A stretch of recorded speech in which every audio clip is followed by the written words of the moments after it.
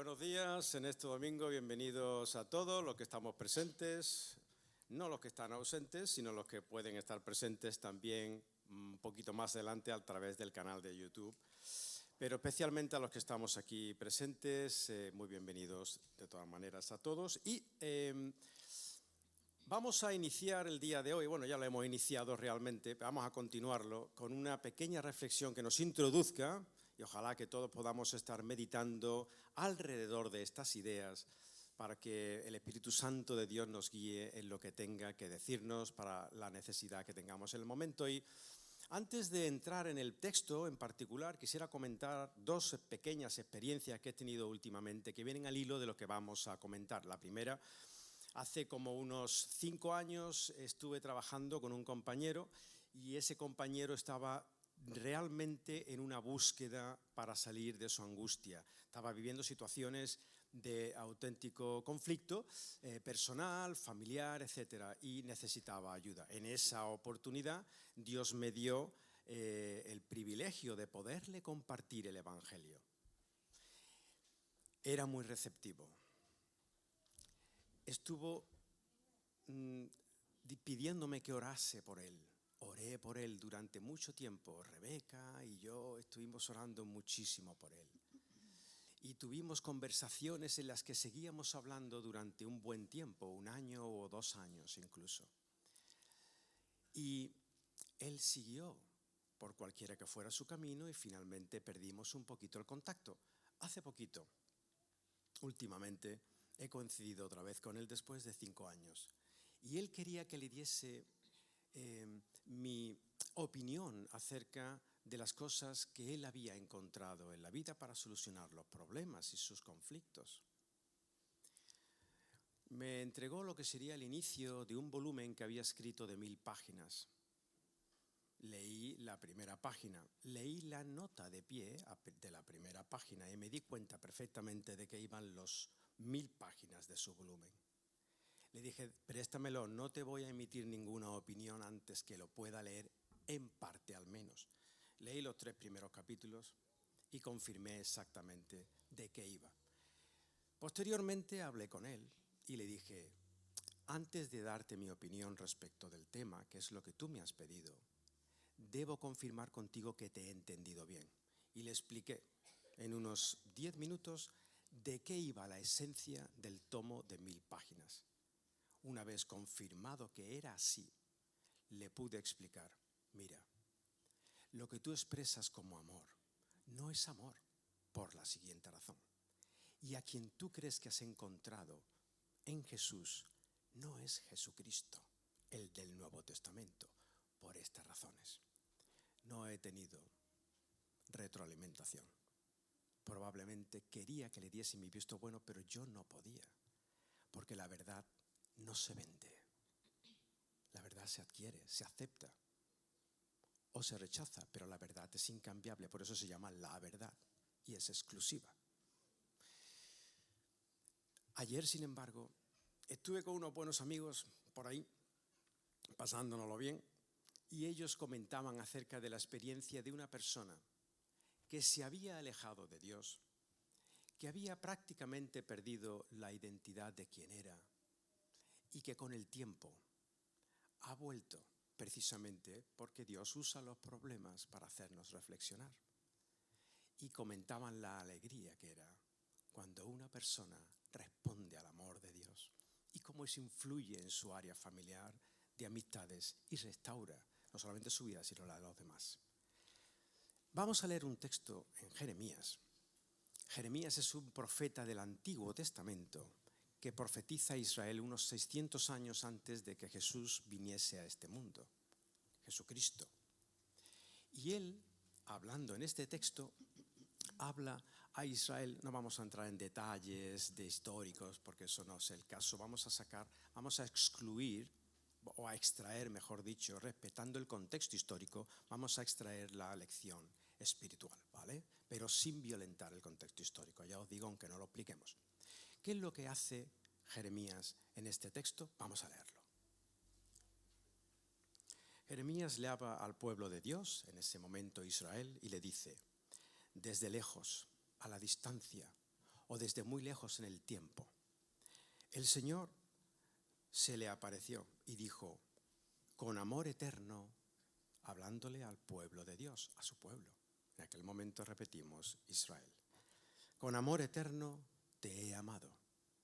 Por eso te he atraído con misericordia. Con amor eterno te he amado, por eso te he atraído con misericordia.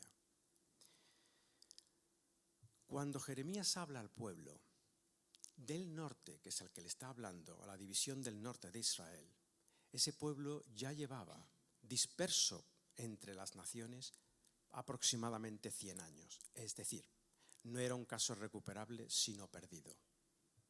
Estaba perdido. Habían jugueteado tanto con los valores externos al pueblo de Israel, habían jugueteado tanto con lo que había fuera, que habían perdido su propia identidad. Estaban totalmente perdidos y totalmente dispersos en el mundo. No había solución. ¿Qué les dice Jeremías? Dios te ama con amor eterno. Y por eso te atraigo con misericordia. Vamos a la segunda cláusula. Te atraigo con misericordia. Te rescato. Te seduzco. Te sigo amando y quiero traerte porque te amo. Te atraigo con misericordia. ¿Qué significa eso para nosotros hoy día? Que somos pueblo de Dios, los gentiles que hemos venido a ser injertados en el olivo original que habla Pablo en Romanos 11, en el Israel de Dios. ¿Qué significa eso para nosotros? Pues significa que nosotros no tenemos que encontrar el camino a Dios, que no lo tenemos que encontrar, que se trata de que cojamos la cuerda que Dios nos extiende para que nos atraiga y nos lleve por la senda que Él ya ha marcado. Número 1. Y número 2, la cláusula primera, porque con amor, o la segunda, porque con amor eterno te he amado. Y es que en ese caminar hacia Dios, si Él te atrae, si tú coges la cuerda del amor de Dios, no solamente no tienes que inventar el camino, sino que no depende de que tú te canses. Porque Dios les está recordando y nos recuerda a nosotros que su amor no es temporal. Si el amor de Dios fuera temporal, temporalmente sería y se agotaría. Con cada uno de nuestros tropiezos, ayer fue un día que yo cometí tropiezos como 3 veces a lo largo del día importantes, y yo no sé cómo Dios me sigue perdonando, pero bueno, nos damos cuenta y vamos corrigiendo poco a poco. Pero Dios no deja de amarme porque yo tropiece. Esa es la misericordia eterna, el amor eterno de Dios. Él no se cansa de amarte, tranquilo. Puedes cometer errores, tranquilo, si vuelves a ir arrepentido y restaurando. Él te ama eternamente. Entonces, las 2 conclusiones aquí son: 1, no inventemos caminos hacia Dios. 2, no depende de nuestras fuerzas, sino de su amor eterno, que no se cansa, aunque nosotros nos cansemos y cometamos errores a lo largo del camino. Tenemos una esperanza fuerte, impresionante, eterna, en el eterno amor de Dios. Padre, Dios Todopoderoso, te pedimos en el nombre de tu Hijo Jesús, que nos ayude, Señor, a entender y a aceptar tu camino, a caminar en él con confianza, Señor, sabiendo que nos amas profunda y eternamente. En ese amor descansamos, Señor. Nosotros te decimos también te queremos. No podemos responder de otra manera a tu amor, Señor. Gracias. Bendito sea tu nombre. Gracias por el amor tuyo. Amén.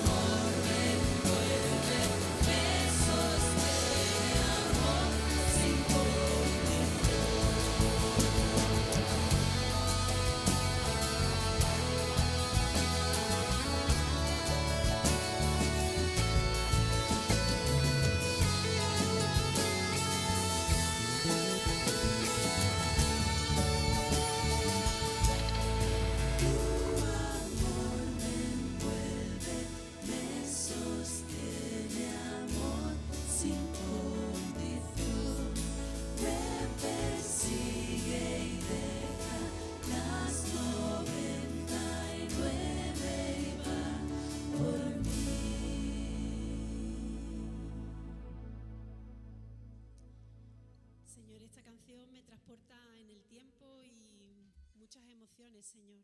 Cuando cantamos que tú nos sostienes y que tú nos envuelves, pienso en mis hijos cuando eran pequeños, cómo los envolvía, cómo los abrazaba, los sostenía. Señor, gracias porque tu amor es así con nosotros, Señor. Tu amor es incondicional. Tu amor nunca cambia, Señor. Gracias porque tu amor es eterno y será por siempre y para siempre, Señor. Y con esa idea en nuestra mente, Señor, queremos venir esta mañana y seguir honrando tu nombre, agradeciendo, Señor, este amor que no depende de nosotros, que nosotros no tenemos que hacer nada sino dejarnos atraer por ese lazo que tú nos has lanzado en nuestras vidas, Señor. Gracias por este tiempo que podemos estar aquí juntos, Señor, como iglesia y poder honrar tu nombre, Señor. Te pedimos perdón, Señor, por nuestros pecados, Señor, y gracias porque humildemente, Señor, tu amor es incondicional, Señor. Gracias por tu amor, que entregando lo más preciado que tú tenías, Señor, hemos podido tener acceso a estar contigo siempre y para siempre. Amén.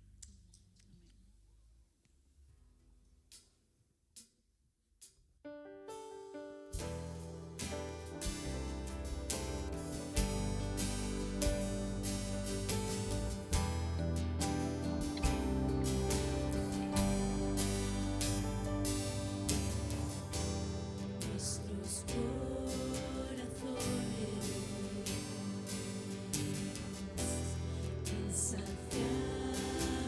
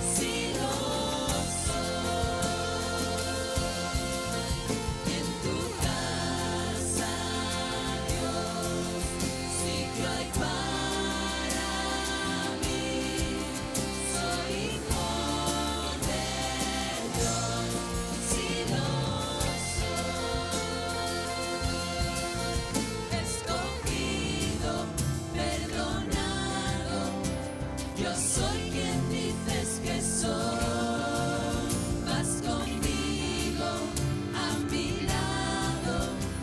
Yo soy quien dices que soy, yo soy quien dices que soy. Libre soy en él, libre en verdad. Soy hijo de Dios, si lo soy. En tu casa, Dios, sitio hay para mí. Soy hijo de Dios, si lo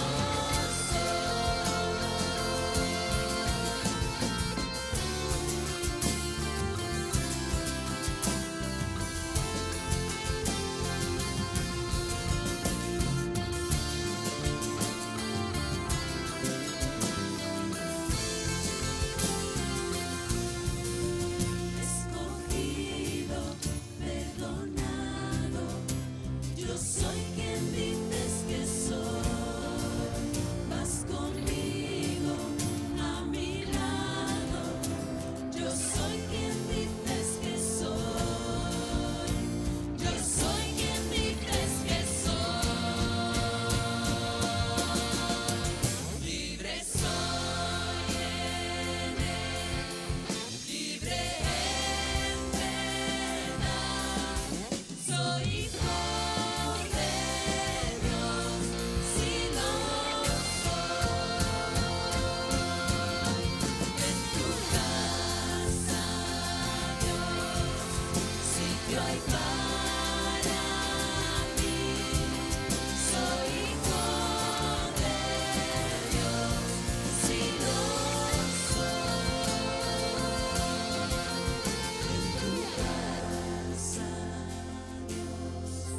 Sitio hay para mí, soy hijo de Dios, si lo soy.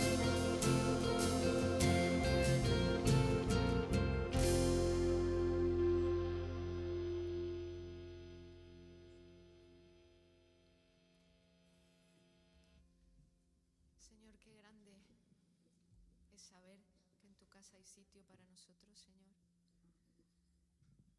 Qué impresionante, qué espectacular, conociéndonos, sabiendo cómo somos, sabiendo nuestros fallos, nuestros pecados, nuestras caídas, que haya un sitio para nosotros en tu casa, Señor.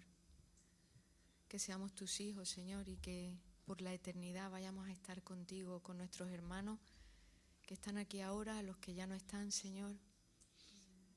Qué maravilla, Padre, de ese amor eterno con el que nos ha amado, Señor, de esa compasión con la que nos ha atraído y nos atraes cada día, Señor, de esa paciencia infinita que tienes con nuestras vidas, Señor, de esa cara de Jesús que es la que ves cuando nos miras, Señor.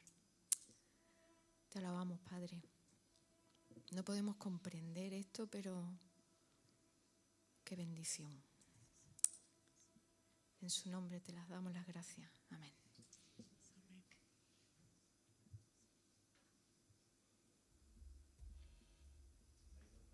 Que me gustaría compartir con vosotros en Lucas capítulo 22. Y me llama la atención, ¿no? Porque el versículo este que el hermano está leyendo, que le dio a Jeremías, con amor eterno te he llamado, por eso te amaré, por misericordia. Yo no sé qué pensaría, no estoy en el pensamiento de Jeremías, pero si me lo hubiera dicho a mí, no que dudara, pero es que es muy fuerte, porque ya le está dando también la tranquilidad de que es un Dios soberano, un Dios eterno, y que evidentemente está puesta por él, ¿no? Por el hombre. Pero también me recuerda también el apóstol Pablo en Efesios, cuando también da un pasito sobre este asunto y llega a decir llega él a decir ahí que nos ha escogido antes de la fundación del mundo. Ahí todavía nos queda como un poquito más fuera de juego, si cabe, porque resulta que está hablando de un Dios que ya nos escogió antes de hacerlo. Y la verdad es que son palabras muy profundas, ¿no? Que nos cuesta trabajo de entender, pero es lo que hay. O sea que todavía no había ocurrido cuando llegó el momento de la creación del hombre, como sabemos, cuando llegó el momento de que Él escogió, nos hizo como una estatua de barro, sin vida, sin nada, y a partir de ahí, o se le ocurre, no se le ocurre, sino piensa en mostrarnos ese amor hacia nosotros en este soplo de vida que nos dio, ese espíritu que tenemos, ¿no? Entonces, todo esto, vamos, como digo, nos puede sonar ahí un poco, hablando realmente como a chino, en el idioma, ¿no? Me refiero, por lo menos para mí. Bueno, pero la verdad es que eso es así, y esto es lo que tenemos, y ese es el Dios que creemos, en un Dios soberano, un Dios eterno. Pero me gustaría en estos versículos, como digo, en el capítulo 22 de Lucas, a partir del versículo 39, vemos verdaderamente que hay que ver el amor que verdaderamente se hace una realidad, el amor de Dios hacia nosotros y de la manera que lo hizo posible, viendo nuestra incapacidad. Sabemos que en principio no todo fue perfecto, nos creó, como hemos dicho, evidentemente allí ocurrió que nos puso en un lugar de privilegio, había una relación íntima de amor y de todo. El Padre con Adán y Eva, estoy refiriéndonos a los padres, hasta que se decidió alejarse de Dios mismo, ¿no? De caer en esa desobediencia. Vale, pero es que Dios es un Dios que cumple. Él no tiene plan B. Él dice, esto es lo que pienso y esto es lo que hago. Y evidentemente, de la manera, vemos en estos versículos, de la manera que realmente lo hizo. Porque nada más, como no, un versículo que lo sabemos súper de memoria, pero es tan grande, tan profundo, que como dice el versículo, de tal manera amó Dios a este mundo, al hombre, que ha dado a lo que había, a lo que podía, al único remedio que había, a su Hijo amado. Y profundamente ya ampliándolo todo, dice, para que todo aquel que cree en lo que su Hijo hizo en la cruz del Calvario, pues que no se pierda, que tenga vida eterna, amor eterno, ¿vale?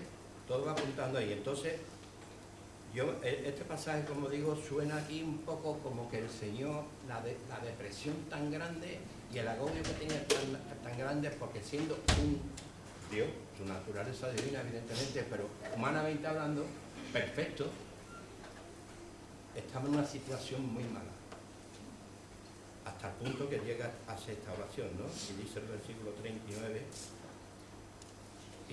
y saliendo se fue,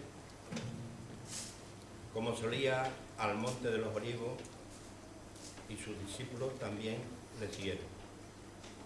Cuando llegó a aquel lugar, les dijo, orad, para que no entréis en tentación, fundamental, ¿no? Y él se apartó de ellos a distancia como un tiro de piedra, y puesto de rodillas oró.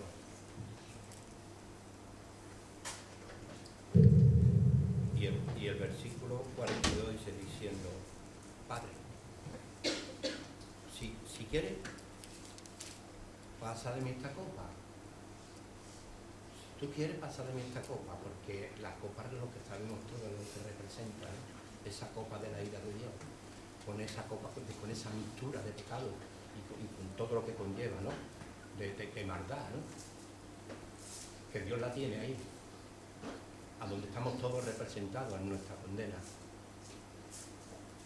Pues el principio, como digo, lo que le decís, Padre. Pero todo esto, como vemos un poquito más adelante, lo veis, con sudores de sangre, del sufrimiento que tenía el Señor Jesucristo. en aquel momento, mientras que los discípulos dormían: si es posible, si tú quieres, pasa de mí esta copa. Pero no se haga mi voluntad, sino la tuya. Sabemos, evidentemente, que nuestro Señor Jesucristo evidentemente vino con el propósito que vino y lo hizo con amor eterno. Pero a Él le costó. Pero lo hizo. Y gracias a que Él lo hizo, nosotros estamos aquí en esta mañana adorando y alabando a nuestro Señor Jesucristo y a nuestro Dios soberano, a un Dios real, a un Dios ficticio. Y sigue el 46, y se le apareció un ángel del cielo para fortalecerle. ¿De qué manera no estaba sufriendo nuestro Señor Jesucristo por culpa nuestra?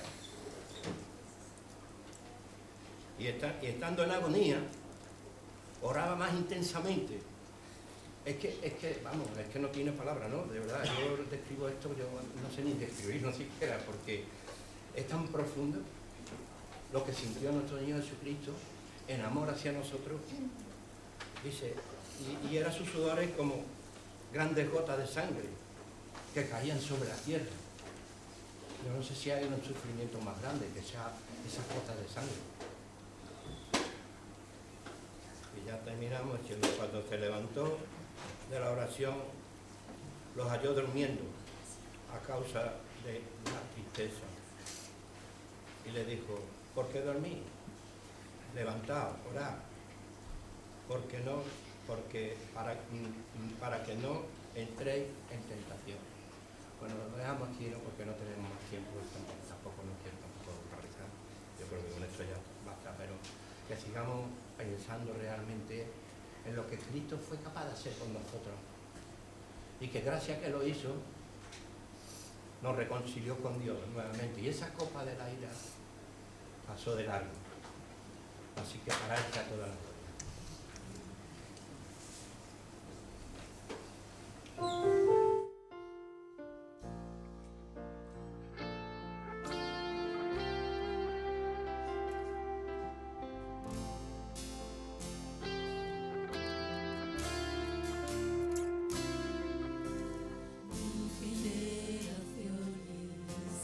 Postran a adorarle, le cantan al Cordero que venció. Los que nos precedieron y los que en Él creerán, le cantan al Cordero que venció. Tu nombre es más alto, tu nombre es más grande, tu nombre sobre todo es.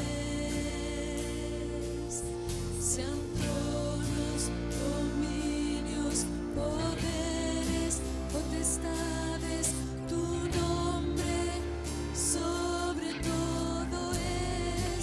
Claman ángeles, santo,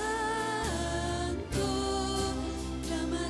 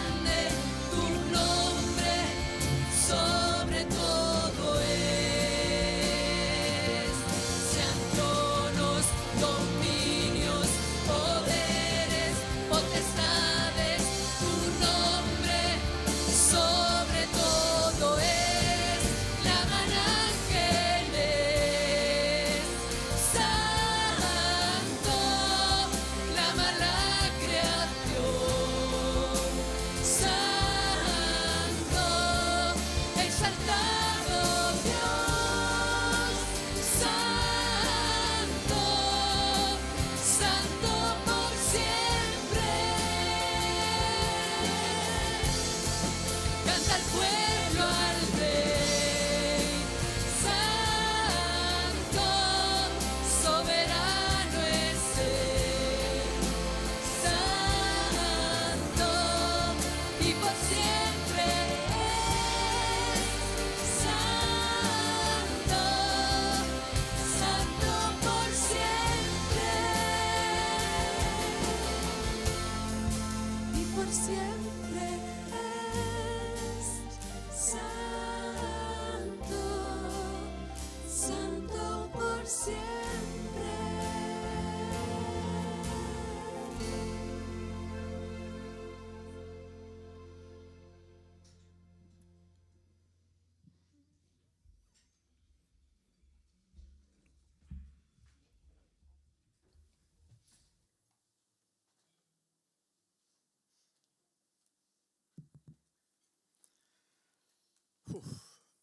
Mejor no pensar en el amor de Dios, ¿no? Porque nos sobrecoge tanto que ya nos deja sin fuerza y ahora cómo vamos a caminar el resto del día. Bendito sea Dios. Aunque perdamos todas las fuerzas del mundo, que su amor nos envuelva. Fijaos que al principio, cuando estuvimos hablando acerca de lo que Jeremías veía en su profecía, 600 años de Jesús, 600 años de distancia en el tiempo. Jeremías dice, en la distancia, bien en la distancia, en cuanto a distancia se refiere, o en cuanto a tiempo, desde lejos dice, en la distancia o en el tiempo, desde lejos Dios ha dicho, con amor eterno te he amado, y por tanto te atraigo a mí con misericordia. Bien, ¿a qué nos atrae Dios con misericordia? Basado en su amor. El mismo Jeremías nos lo explica al final de ese mismo capítulo 31. ¿A qué nos atrae Dios con su amor? Y dice Jeremías, lo leemos literalmente en el capítulo 31, del 31 al 34. Os traigo a un nuevo pacto, a una nueva dimensión, a una nueva relación de yo con el ser humano. Dice, declara el Señor, dice Jeremías, en que haré con la casa de Israel y con la casa de Judá un nuevo pacto. A eso nos atrae Dios, con su amor eterno, a un nuevo pacto. No como el pacto que hice con sus padres el día que los tomé de la mano para sacarlos de la tierra de Egipto, mi pacto que ellos rompieron, aunque fui un esposo para ellos, declara el Señor. Porque este es el pacto que haré con la casa de Israel después de aquellos días, declara el Señor. Pondré mi ley dentro de ellos y sobre sus corazones las escribiré. Y yo seré su Dios y ellos serán mi pueblo. Y no tendrán que enseñar más cada uno a su prójimo y cada cual a su hermano diciendo, conoce al Señor, porque todos me conocerán, desde el más pequeño de ellos hasta el más grande, declara el Señor, pues perdonaré su maldad y no recordaré más su pecado. ¿A qué nos llama Dios con su amor eterno? ¿A qué nos atrae? Por su misericordia, al nuevo pacto. ¿Qué es el nuevo pacto? Es una nueva dimensión de la relación de tú con Dios. ¿Y en qué está basado? Dice Jeremías, según hemos leído. Está basado, dice, en que escribirá su ley en tu corazón. Número 1. Número 2. Perdonará tus maldades. Número 3. No se acordará más de tu pecado. Con razón decía Jeremías desde lejos en el tiempo, porque estas son las palabras exactas que repite Jesús en la última cena. 600 años después, Jeremías estaba viendo el nuevo pacto de Jesús, por el que Dios con su amor nos atrae a una nueva relación. Porque en la última cena, Jesús les dijo a sus discípulos, de la misma manera tomó la copa después de haber cenado, diciendo, esta copa es el nuevo pacto del que habló Jeremías. Pacto en mi sangre, que es derramada por vosotros. ¿Para qué? Nos dice de Lucas a Mateo, nos dice el Evangelio de Mateo. Derramada por muchos para el perdón de los pecados. Esta es mi sangre, dice Mateo, igual que Lucas, del nuevo pacto para remisión y perdón de tus pecados.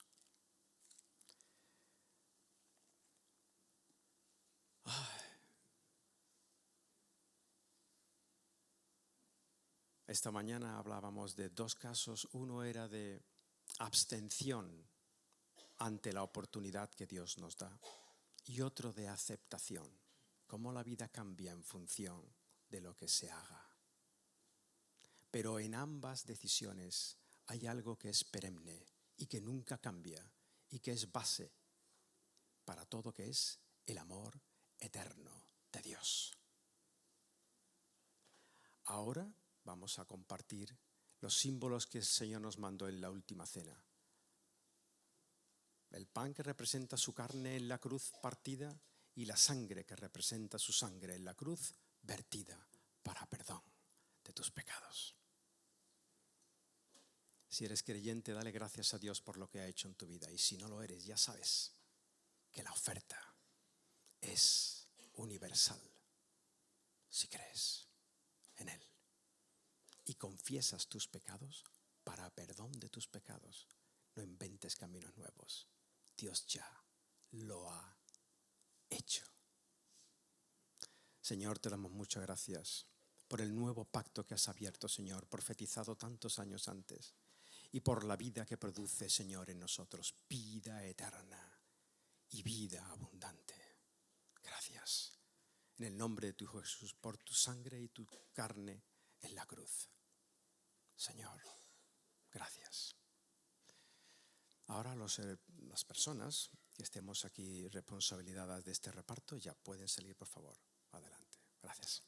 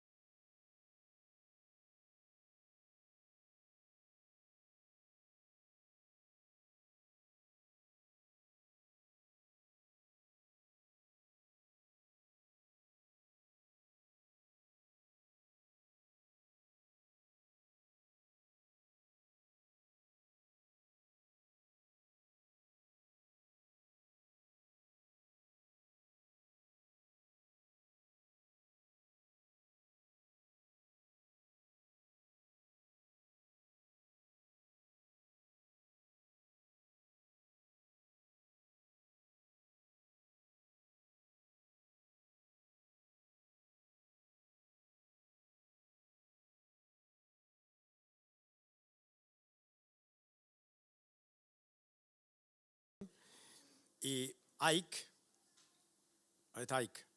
ahí entra.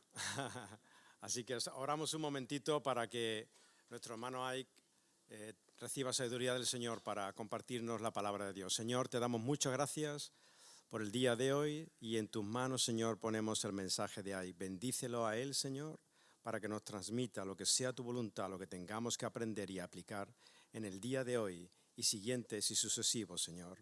En el nombre de tu Hijo Jesús, guárdalo, bendícelo. Amén.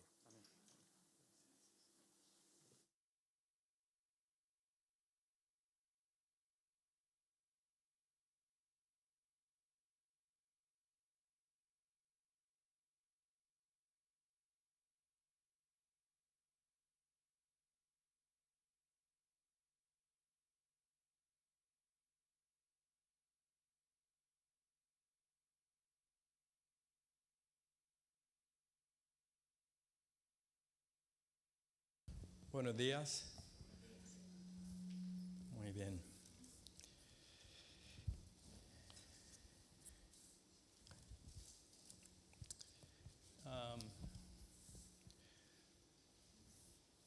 Hoy voy a iniciar una nueva serie de predicaciones, quizá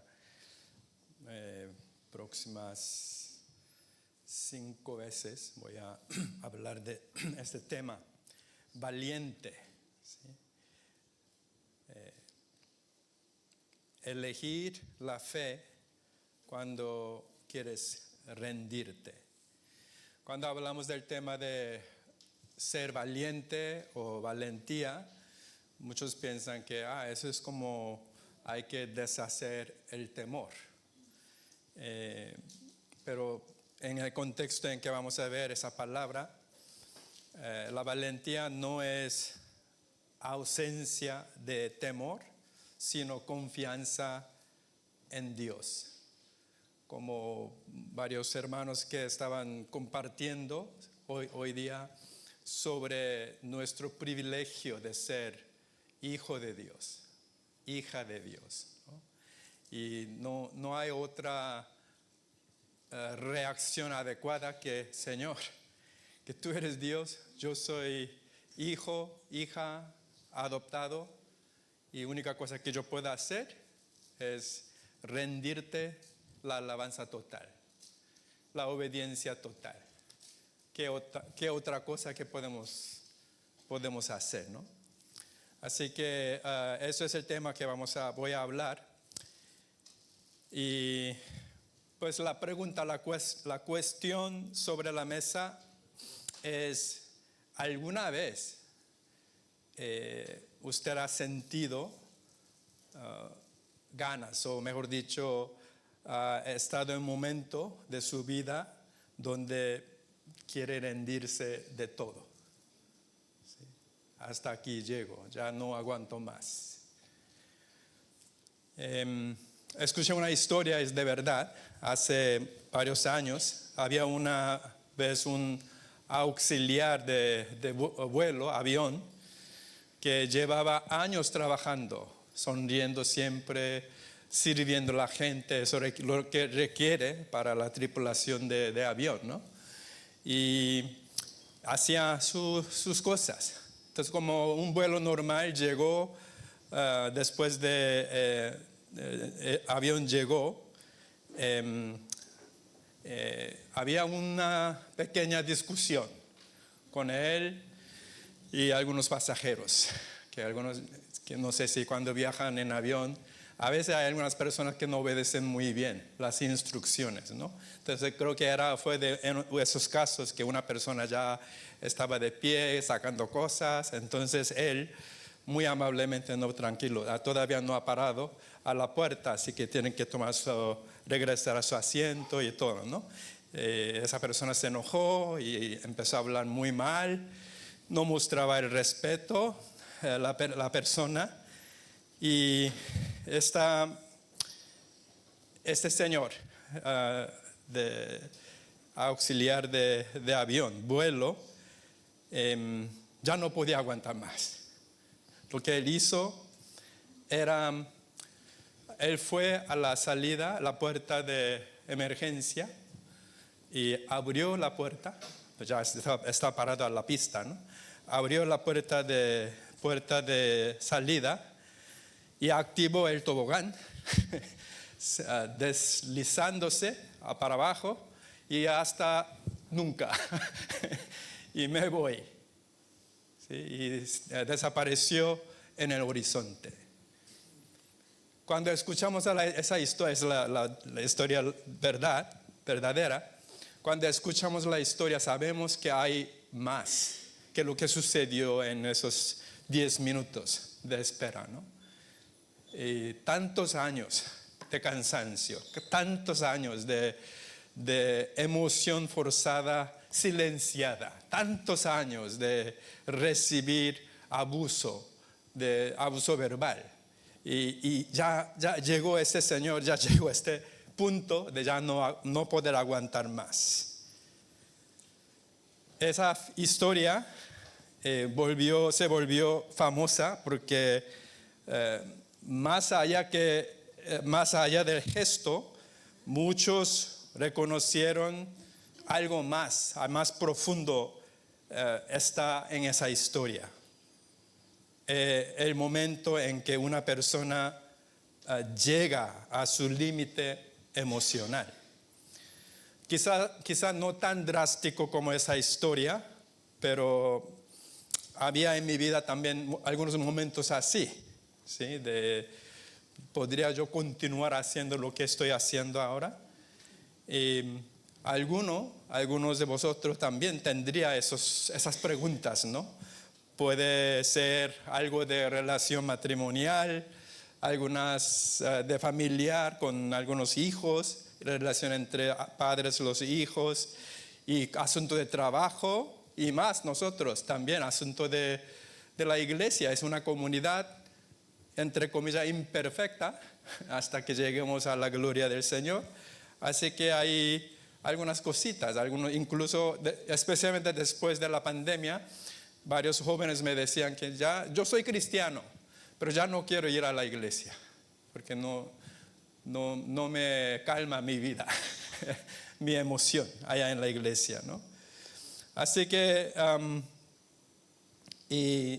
pero después de todo esto, caso más aterrador es cuando uno piensa y dice que ya no aguanto más, hasta aquí llego. El mundo estaría mejor sin mí.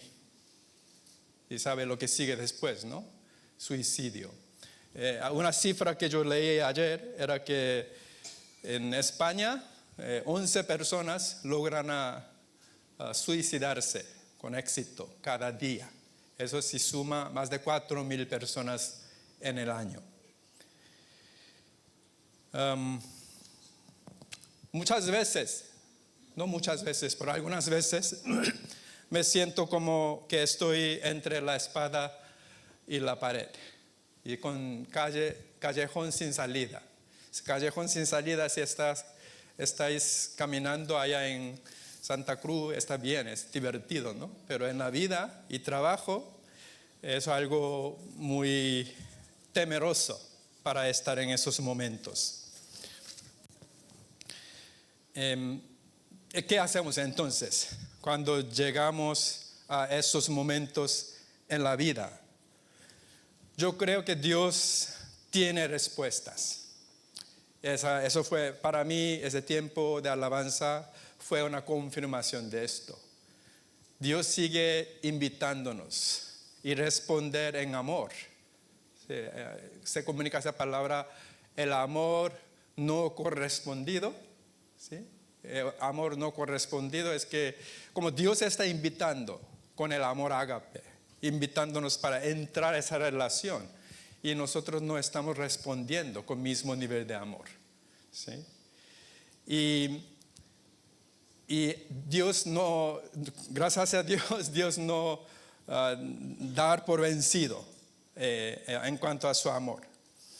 Así que en esos momentos difíciles, las noches oscuras del alma, Dios está ahí.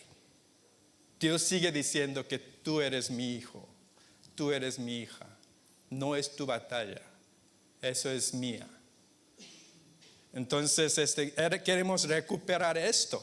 Es manera de entender valentía o ser valiente, entendiendo quién es Dios. En muchas cosas que leemos en la Biblia no es tanto de hacer cosas. Si nosotros cuando oramos a Dios, muchas veces automáticamente nosotros reducimos a una lista de cosas para trabajar y hacer. Y muchas veces Dios para eso. Espérame un tantito. En realidad, ¿tú quieres ser mi hijo?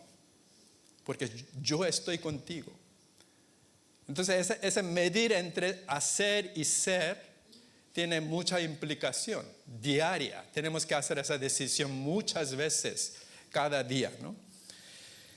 Pues voy a presentar a un personaje bíblico, a Elías, que ha tocado todas las notas del teclado. Tuvo puntos altos y puntos bajos. y todo lo que hubo en medio. Esta primera sesión que voy a compartir, se llama preparación. Antes de que Elías iniciara su ministerio público, en capítulo 16 de Primera de Reyes, habla del contexto de lo que está ocurriendo. Siempre es bueno entender cuál era el contexto histórico, cultural, religiosa, cuando trabajaba estos profetas, estos líderes, ¿no?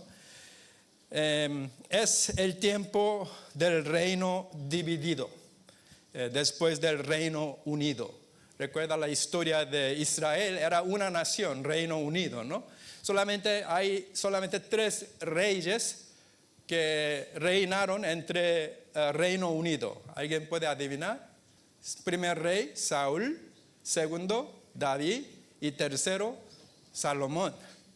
En Caminata Bíblica enseñamos que Saúl, sin corazón. David, todo corazón.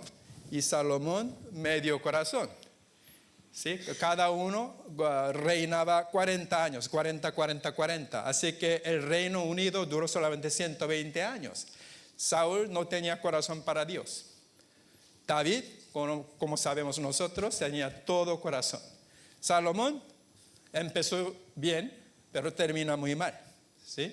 Entonces él tenía medio corazón, dejando atrás, después de su muerte, reino dividido. ¿Sí? Entonces ese tiempo de reino dividido se divide entre el norte Israel y sur Judá, y ellos el norte tenían sus propios reyes y también en el sur. En el norte tiene reputación de que de 20 reyes que tenían, ninguno era bueno, empezando con Jeroboam I. Ninguno era bueno. ¿Sí? Entonces vamos a ver en qué contexto vivía o entraba Elías el ministerio. En 1 de Reyes 16, verso 19 y 30 dice esto: Acab, hijo de Omri, comenzó a reinar sobre Israel en el año 38 de Asa, rey de Judá. Y Acab, hijo de Omri, reinó 22 años sobre Israel en Samaria. Y Acab, hijo de Omri, hizo lo malo a los ojos del Señor, más que todos los que fueron antes que él. ¿Verdad? Alguien que etiquetara o pusiera en un resumen de la vida de Acab, era que era malo, el peor de los 6 reyes que antecedieron que él, ¿verdad? ¿Sabe que es buen lugar para saber en qué tipo de vida una persona vive? Ir al cementerio. Sí, no sé si aquí cultura es muy común de poner algo en lápida sepulcral, unas frases que representan la vida de esa persona, ¿no? Entonces, si pusiera una lápida sepulcral Dios para Acab, es un rey malísimo de todos, ¿no? Y así era un tiempo de mucha confusión. Su padre se llama Omri, aquí dice en 29, ¿sí? Acab, hijo de Omri, ¿no? No era alguien mejor que él, ¿verdad? De hecho, él tiene misma etiqueta, mismo título. Él hizo lo malo más que todos los que fueron antes que él, ¿verdad? Su padre, ¿no? Entonces, ¿qué herencia tiene esa familia? Malísima, siendo una persona totalmente contra al Dios único, pero servía a otros dioses, ¿no? Un par de observaciones de estos versículos. Primero, Acab reinó sobre Israel 22 años, ¿verdad? Empezando en el norte, primer rey Jeroboam I, Nadab, Baasa, Ela, Simri y su padre Omri y luego Acab, ¿sí? De como 3, 4 generaciones, como esa frase que usamos en español, de tal padre, tal hijo. Así gobernaba bastante mal, ejemplo de sus padres y sus abuelos, en esa forma, ¿no? Pues Acab hizo lo malo más que todos los que reinaron antes de él. Y 31 dice esto: como si fuera poco el andar en los pecados de Jeroboam, primero, hijo de Nabat, tomó por mujer a Jezabel, hija de Etbaal. ¿Sí? Es que su mujer se llama Jezabel, que viene de la familia de adoradores y sacerdotes de Baal, ¿sí? Y lo adoró, ¿sí? El problema es que entendemos que en aquel tiempo había muchos matrimonios políticos para asegurar la seguridad nacional y esto, ¿no? Hay muchos encasamientos entre los enemigos, mientras que tiene su hija como ahora como esposa de un rey, no invadiría, ¿no? Entonces así hacían el pacto. El problema es que cuando se casan con las mujeres que vienen de otras naciones que adoran otros dioses falsos, traen sus ídolos y traen su sistema de adoración a Baal. Así que es exactamente lo que hizo Jezabel. Tomó por mujer a Jezabel, hija de Etbaal, el rey de los sidonios, y fue a servir a Baal y lo adoró. Y 32, edificó un altar a Baal en la casa de Baal que edificó en Samaria. 33, Acab hizo también, además de adorar a Baal y edificar el templo y altar y todo para su mujer, además, hay más cosas, ¿no? Acab hizo también una Acera, otra diosa que Dios detesta, ¿sí? Acera. Así Acab hizo más para provocar al Señor, ¿sí? Ya sabemos algo, ¿verdad? Que hay una manera muy eficiente para provocar a Dios, es tener otros dioses falsos, ¿sí? Es una manera garantizada de provocar al Señor. No es buena idea provocar al Señor, ¿no? Dios de Israel, que todos los reyes de Israel que fueron antes que él. Pues Acera otra vez era la contraparte femenina de Baal, ¿sí? Familia de los dioses. Acab se casa con Jezabel, una mujer que no compartía su fe, y Dios se enoja mucho cuando comienzan a adorar al Dios falso Baal. Dios, es que Baal es un Dios de sexualidad, cosecha y fertilidad. Y también es un Dios de la lluvia. Cuando llueve mucho, entonces hay mucha cosecha, ¿no? Entonces todo coincide. Esa historia se hace un poquito más evidente llegando en capítulo 18, pero que sepa que por ahora Baal es esto, Dios de fertilidad, algo sexual y cosecha y todo, y de lluvia, ¿no? Y Dios no va a ignorar la situación. Él va a levantar a alguien para enfrentarla. Y elige a un hombre cuyo nombre es Elías, ¿sí? Y lo conocemos por primera vez en capítulo 17 de Primera de Reyes. Así dice: Elías el Tisbita, que era de los moradores de Galaad, dijo a Acab: vive el Señor, Dios de Israel, delante de quien estoy, que ciertamente no habrá rocío ni lluvia en esos años, sino por la palabra de mi boca. Primera declaración, primer mensaje que tenía Elías delante de Acab era un ultimátum, que no va a llover. no va a llover. Esa tierra donde adora Baal, el dios de lluvia, no va a llover. ¿Sí? Es un ultimátum, ¿no? Un mensaje no es muy difícil ser recibido de una manera amable, ¿verdad? Porque está diciendo que no va a llover, no va a tener cosecha, no va a tener, ese Dios no tiene capacidad, el Dios de lluvia, Baal, no tiene capacidad de traer la lluvia, porque Dios dice, Jehová dice, no va a llover. Esa es una confrontación intencionada, una confrontación muy directa en parte de Jehová, ¿no? Y el mensajero, pobrecito, el mensajero, ¿no? Que lleva ese mensaje a Elías, el primer mensaje, no va a llover, ¿sí?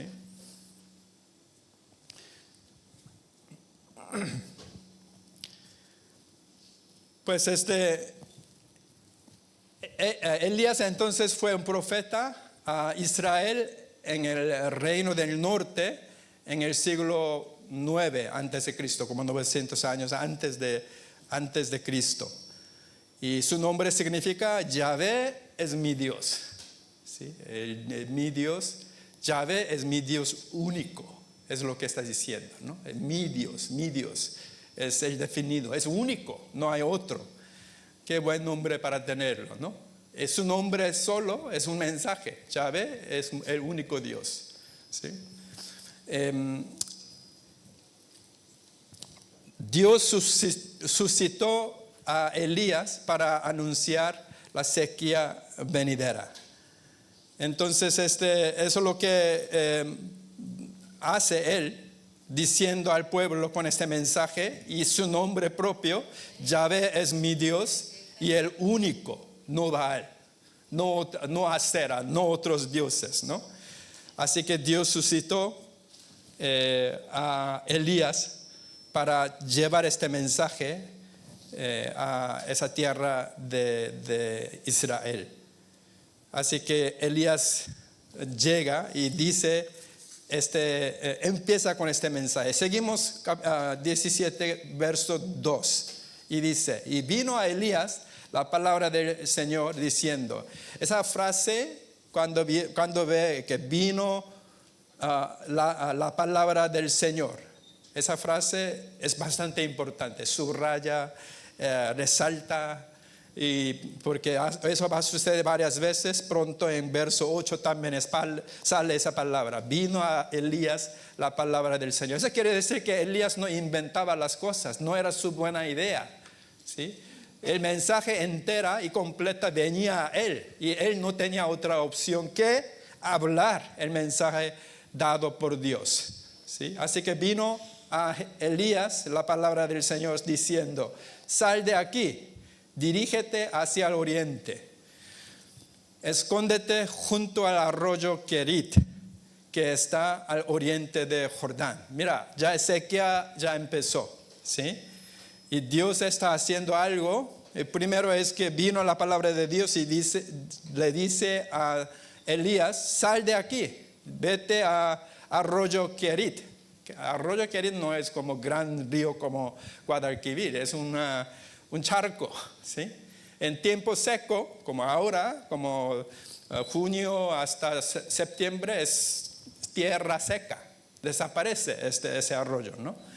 Entonces no están llevando a un río con mucha agua, y que está en el oriente de Jordán. Y verso 4, y beberás del arroyo, y he ordenado a los cuervos que te sustenten ahí. Sí, ahí está otro ejemplo de versión de globo aquel tiempo, ¿no? Que lleva comida. Mejor que esto, es gratuito, ¿no? Y los cuervos llevan la comida 2 veces al día, en la mañana, en la tarde, ¿no? Y el verso 5, él fue e hizo, eso es lo que la Biblia no dice, que nos impresiona. Entre verso 4 y verso 5 no hay, Dios, espérame tantito, pero ¿a dónde me llevas? ¿Otra vez? ¿Qué arroyo? ¿Y quién me va a dar comida? tendríamos mucha pregunta, ¿no? Pero ahí, entre versos 4 y 5, no hay nada de esto. Y escuchando ese mensaje que vino a Elías, Elías fue e hizo conforme a la palabra del Señor. Eso es lo que tenemos que aprender de, a veces silencio, no lo que nos dice es lo que a veces nos da mucha aplicación. A veces cuando Dios nos habla algo de su voluntad y no entendemos y queremos saber más detalles de esto y tenemos ganas de preguntarle, vamos a hacer lo que hace Elías. Vamos a hacerlo primero. Porque lo que tengo ahora es lo que me dijo Dios, ¿no? Él fue e hizo conforme a la palabra del Señor, pues fue y habitó junto al arroyo Kerit, que está al oriente de Jordán. Y verso 6, y los cuervos le traían pan y carne por la mañana y pan y carne al atardecer, y bebía del arroyo. Muy buena vida, ¿no? Que tiene servicio de globo y come pan. Palabra pan, lechem en hebreo, no es solamente hablamos de pan que comemos, pero en alimento en general. Entonces puede ser otra variedad, ¿no? Y eso es lo que cómo empezó su vida. Entonces lo que están pasando, todos los elementos que están diciendo aquí, que una provisión para Elías, parece que no tiene mucha garantía, ¿no? ¿Qué pasa si pronto, si alguien que vivía en ese lugar sabe que ese río, ese arroyo va a secar pronto, en un par de semanas, ¿sí? Y luego esos pájaros, ese cuervos, ¿a qué hora llega? ¿Y cómo sabemos que llegará o no? Sí tendría mucha pregunta. Pero otra vez, él no habla de esto, no pregunta a esto. Entonces es como un inicio de capacitación o entrenamiento para Elías para tener esta fe. Sí, el buen punto de partida para nuestra vida cristiana es la fe. Ejerce la fe, aunque no entendemos, aunque no vemos, aunque no tenemos claridad, aunque Dios no nos explica en los detalles, obedecemos y lo hacemos, ¿sí? Eso es lo que dice en Hebreos 11:6, ¿no? Sin fe es imposible agradar a Dios. Cuando recién llegaba a México, un pastor me enseñó mal esa frase diciendo, sin café es imposible agradar a Dios. Sin fe es imposible agradar a Dios. Elías va a pasar por experiencias muy difíciles. Así que este tiempo de preparación en verdad es significativo. Dios nos pone en esas situaciones donde tenemos que ejercer nuestra fe, preparándonos para cosas más grandes en futuro, ¿no? Así que Dios prepara y provee por Elías. Verso 7 dice, sucedió que después de algún tiempo el arroyo se secó. Ya hablamos, ¿no? Y eso no duraría mucho, ¿no? Gente que habían vivido aquí en Sevilla mucho tiempo, esos arroyos pequeños que llegan al río se desaparece, ¿sí? Y porque no había caído lluvia en la tierra. Vino después a él la palabra del Señor. Aquí está otra vez, ¿sí? Subraya, resalta esto. Vino después a él la palabra del Señor diciendo, levántate, ve a Sarepta, que pertenece a Sidón, y quédate ahí. Sí, segunda instrucción. Ya vivió allá en Kerit, tomando agua de ese arroyo y comiendo de lo que traía cuervos. Y ahora segunda instrucción es levántate y ve a Sarepta, ¿sí? Un lugar de gentiles, ¿no? Que pertenece a Sidón, y quédate ahí, porque yo he mandado una viuda de ahí que te sustente. Bueno, otra vez. ¿por qué no puede hacer una cosa normal? ¿Por qué escoge una viuda para sostenerme, ¿no? Así pensaría, ¿no? Bueno, yo pensaría así. Y fuera de tantas personas y una viuda, normalmente en aquel tiempo una viuda no cuenta con muchos recursos, ¿sí? Es un grupo marginado de la comunidad. Y aquí dice el resto del verso 9, porque yo he mandado a una viuda de ahí que te sustente. Y verso 10, él se levantó y fue a Sarepta otra vez. Siendo Elías, no preguntaba como yo acabo de hacer, se levanta y fue a Sarepta. Cuando llegó a la entrada de la ciudad, ahí estaba una viuda recogiendo leña. Entonces la llamó y le dijo, te ruego que me consigas un poco de agua en un vaso para que yo beba. Es muy interesante porque estaba recogiendo leña y él dice que dame un poquito de agua, un vaso de agua, ¿no? Pero 11 dice, cuando ella iba a conseguirla, la llamó y le dijo, te ruego que me traigas también un bocado de pan en tu mano, ¿no?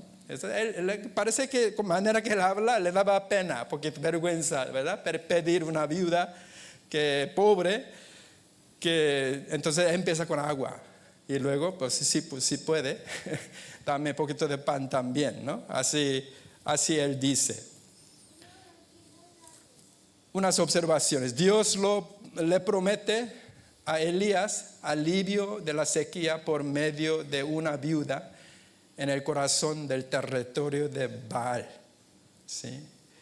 Eso es lo que está enfrentando, ¿no? Eso es este territorio es el territorio propio de Jezabel, el lugar de nacimiento de esta mujer. Esto no tiene ningún sentido en absoluto, diríamos nosotros, ¿no? Sin embargo, justo aquí es donde Dios lo envía. Esta es solo una de las muchas sorpresas de la historia de Elías. Y entonces interesa ver la respuesta de viuda en 12 dice, pero ella respondió, ¿cómo responde ella? Vive el Señor tu Dios, que ella no es judía, ¿no? Ella es una gentil, que no tengo pan, solo tengo un puñado de harina en la tinaje y un poco de aceite en la vasija, y estoy recogiendo unos trozos de leña para entrar y prepararlo para mí y para mi hijo, para que comamos y muramos. Básicamente estoy preparando la última comida, ¿sí? Y tú me pides comida para compartir comida contigo. Y verso 13 dice, entonces Elías le dijo, no temas, ve y haz como has dicho, pero primero hazme una pequeña torta de esto y tráemela. Después harás para ti y para tu hijo.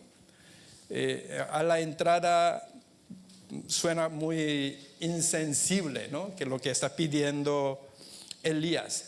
Pero ¿sabe qué? Elías, aunque el texto no dice esto, ya tenía confirmación de Dios, que a través de la viuda Dios va a proveer, ¿sí? Entonces él ya tenía esa confirmación. Entonces 14, porque así dice el Señor, Dios de Israel, no se acabará la harina en la tinaja, ni se agotará el aceite en la vasija, hasta el día en que el Señor mande lluvia sobre la superficie de la tierra. Esa es la visión que él había visto. Entonces él podía pedir a la viuda en esa forma.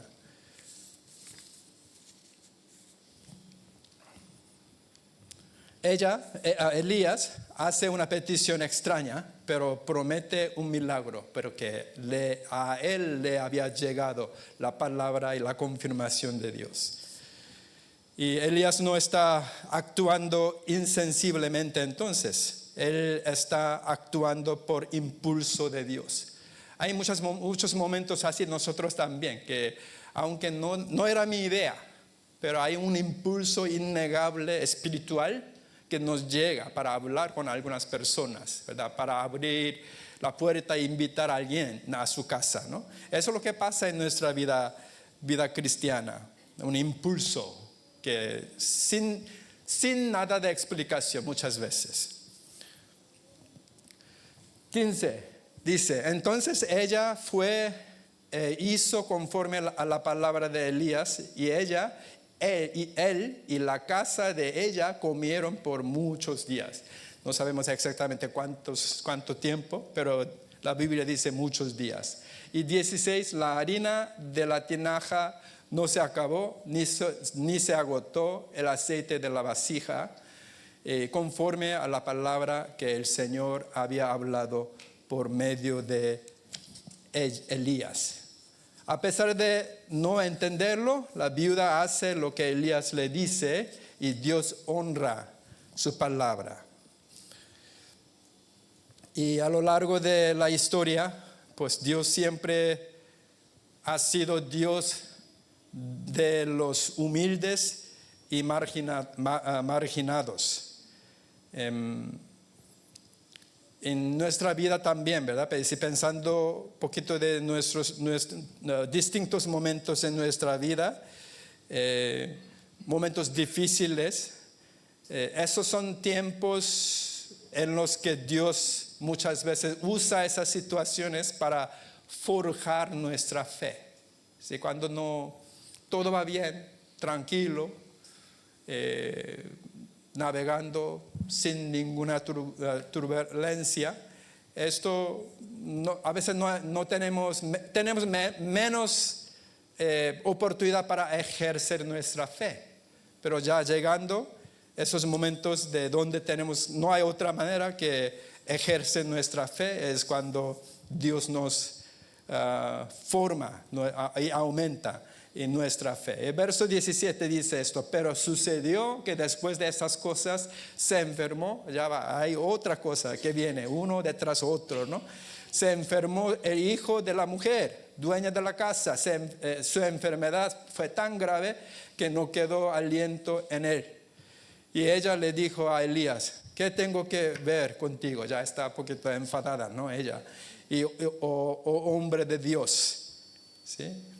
Y has venido para traer a memoria mis iniquidades y hacer morir a mi hijo. Y verso 19 dice, dame a tu hijo. Elías dice, y respondió Elías. Y él lo tomó de su regazo y lo llevó a la cámara alta donde él vivía. Y lo acostó en su propia cama.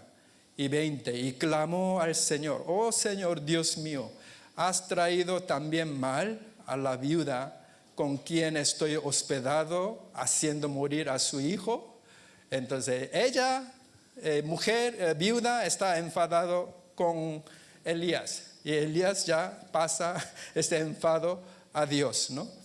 Entonces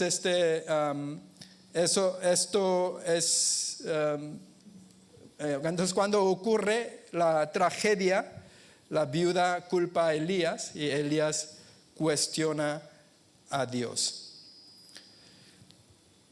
Continuamos, 21. Entonces se tendió 3 veces sobre el niño y clamó al Señor, oh Señor Dios mío, te ruego que el alma de este niño vuelva a él. Y el Señor escuchó la voz de Elías y el alma del niño volvió a él y revivió. Sí. Bueno, sí, es una nota extra. Hay 2 personas que no vieron las muertes y llegó directamente al cielo. ¿Sabe quién es? Uno de ellos es Elías y otro Enoc, ¿no? Entonces, bueno, más adelante él va a saber qué es en realidad revivir. Aunque él no experimenta como los demás esa resurrección, él fue sin experimentar la muerte, él fue llevado, ¿no? 23. Elías tomó al niño y lo bajó de la cámara alta de la casa y se lo dio a su madre. Elías dijo: mira, tu hijo vive. A pesar de las dudas de Elías, Dios devuelve la vida al niño. Entonces, creo que una manera que nosotros podemos aplicar esto es que tenemos muchas promesas que Dios nos ha hablado, nos ha dado. Entonces, es que soy muy olvidadizo, ¿no? Que no dura mucho cuando Dios contesta. A veces ni me doy cuenta que Dios había contestado, ¿no? Entonces tenemos que tomar cuenta cuántas oraciones que hemos hecho y en qué fecha y cuándo Dios contesta, ¿no? Y cuando empezamos a anotar, vamos a tener una sorpresa agradable, que hay un montón, un porcentaje bastante alto que Dios contesta. ¿Sí? Dios contesta. Y a veces contesta de una manera diferente, mejor que lo que nosotros pedíamos, mejor que nuestra preferencia. 24. Entonces la mujer dijo a Elías: ahora conozco que tú eres hombre de Dios y que la palabra del Señor en tu boca es verdad. Este incidente mostró a la viuda y a otras personas que el poder del Señor, como el Dios verdadero, contrastaba fuertemente con la potencia de Baal. Si comparara y hiciera contraste con lo que hace Dios, lo que es Dios y Baal, no hay comparación. Es lo que está diciendo. La idea principal de esta sesión entonces es esta: Dios desarrolla nuestra fe al colocarnos en situaciones donde debemos depender de Él. Hay momentos en los que la vida es difícil, ¿sí? Y Dios incluso permite que pase de ser difícil a veces completamente imposible.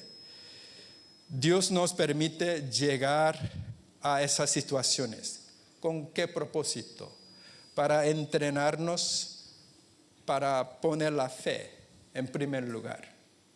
Antes de exigir la explicación, una explicación lógica, que Dios no funciona siempre siguiendo nuestra lógica humana, ¿sí? Él hace su manera divina. ¿Prefiere nuestra propia preferencia o prefiere la preferencia de Dios? Es obvio, siempre de Dios, ¿no? Porque Él sabe lo mejor, Él quiere dar lo mejor para nosotros también. Pero Dios quiere que estemos involucrados en esa situación, que nos permite experimentar. Y a través de nosotros, Dios quiere que se revele la gloria a nuestros vecinos, nuestros amigos no creyentes, a los extranjeros, todos. Que Dios quiere usarnos como un espejo perfecto que refleja la gloria a través de nuestro comportamiento, manera de hablar, manera de cuidar, manera de proveer, manera de orar. Ellos saben: aquí está Dios verdadero. Aquí veo el Dios verdadero. Quiero saber más y más. Creo que eso es lo que estamos haciendo y tenemos que hacer mucho más. Hasta que venga ese día que vemos cara a cara la gloria de Dios.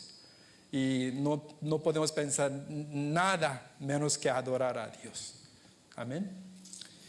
Oremos. Señor, muchas gracias por nuestro lugar de privilegio de estar, en realidad nuestra identidad, nuestra posición en ti. Gracias porque tú nos llamas cada uno de nosotros mi hijo, mi hija. Y tu manera es siempre correcta. Tu manera siempre revela tu gloria. Y Señor, perdónanos por lo que hemos hecho, haciéndonos el protagonista de la situación y de la vida, pero en realidad el protagonista es únicamente eres tú, el protagonista de nuestra vida. Usa nuestra vida para llevar a cabo una satisfacción completa a tu voluntad y tu preferencia, para que todo el mundo vea quién eres tú, de manera tan clara, para aceptarte, para recibirte tu ofrecimiento, que no se quede como el amor no correspondido, pero amor mutuo, Señor. Gracias, Señor. En el nombre de Jesús oramos. Amén.